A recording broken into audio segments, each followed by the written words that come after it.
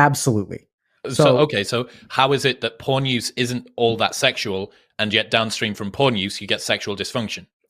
For a couple different reasons. So first, let's understand that sexual means multiple things within one person. So there's a physical aspect to it. There's a neuroscientific aspect to it. There's a psychological aspect to it. So one thing that you tend to see is something that, a term that I coined on stream one day, death grip syndrome, which is if you look at men, especially who masturbate when they use pornography, the physiologic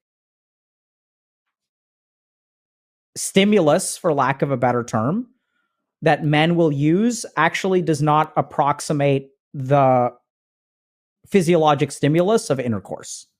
So to put it bluntly, I'm trying to avoid saying this, but not using lube and using your death grip hand feels different from a vagina. Like that's just how it works. And so what happens is the body can acclimatize to this, right? Like that's like literally what happens. So you get used to, you need a particular kind of stimulation. You get conditioned to require a certain kind of stimulation to achieve climax.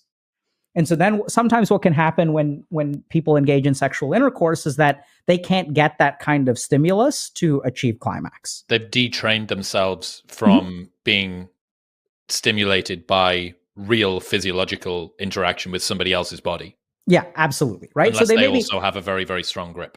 Right. So mentally, and so there's interesting things because I've literally worked with patients where like the process of this is deconditioning. So we'll sort of say like, loose grip, lot of lube.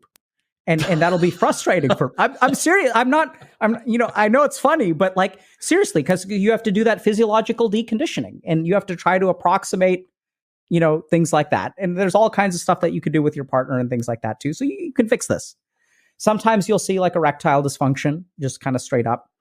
And then there are also like neuroscience and psychological impacts, right? So sometimes people will have so much shame for pornography that they have difficulty performing. They feel so guilty. There's all kinds of stuff like, does your partner know that you use pornography and things like that? So that can lead to, a difficulty with sort of forming and maintaining erections, which is different from reaching orgasm, right? So there's a whole physiologic chain of things going on. And so we'll definitely see that kind of stuff.